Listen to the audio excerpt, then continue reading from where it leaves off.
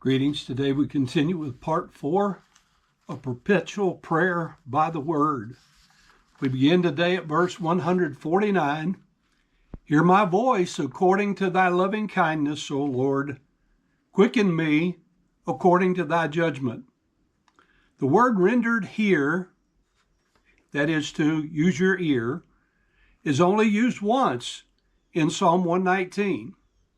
But 78 times in the Psalms and over 1,000 times in the Old Testament, and it's simply the regular word for hearing with perception and interest.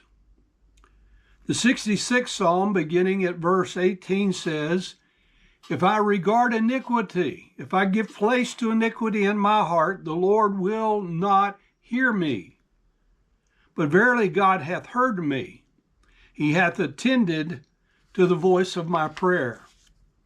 Psalm 85 in verse 8, I will hear what God the Lord will speak, for he will speak peace unto his people and to his saints, but let them not turn again to folly. Psalm 95 in verse 7, for he is our God, and we are the people of his pasture, and the sheep of his hand. Today, if you will hear his voice. You may recognize that as quoted in Hebrews. Psalm 116, verse 1. I love the Lord because he hath heard my voice and my supplications.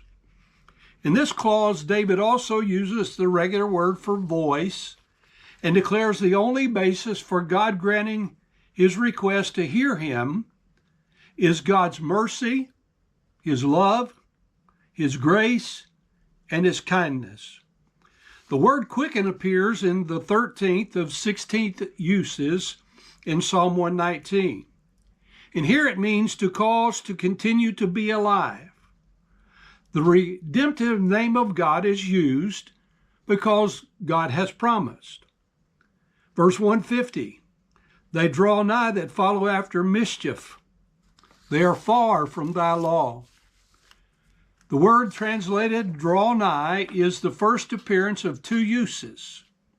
Only 8 total in the Old Testament, meaning approach is the regular meaning. The context determines whether it is for a good or for an evil purpose.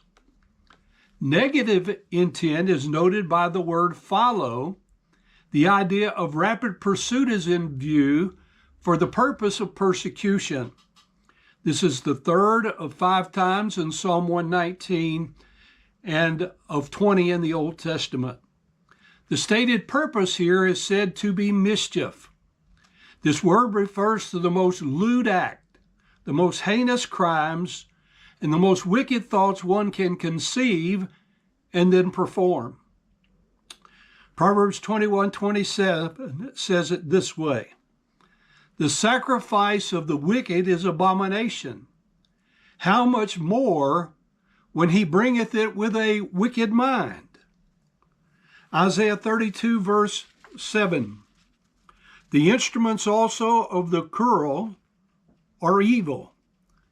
He deviseth wicked devices to destroy the poor with lying words, even when the needy speaketh right. This thought is reinforced in the second part of the verse when David declares their intentions are as far from God's commandments as possible. Surely, we understand the application of this concept in our society today. Men pursue that which is far as possible from God's word. They seek to destroy any and all who would stand for truth, as David was persecuted so long ago, as Jesus also was persecuted, and as he promised we would be persecuted also. Which brings us to verse 151, Thou art near, O Lord, and thy commandments are true. Near means to be near in place or in proximity, and also it can mean in kinship in that relation. Proverbs 30 verse 4 says, But the word is very nigh unto thee, in thy mouth and in thy heart, that thou mayest do it. Again, this is quoted in Romans chapter 10 and verse 18. In 1 Kings chapter 8 and verse 46, in Esther chapter 9 verse 20, it is used as the antonym of the word far, as in our familiar phrase of near or far. In Nehemiah 13 verse 4, it was translated by the word allied.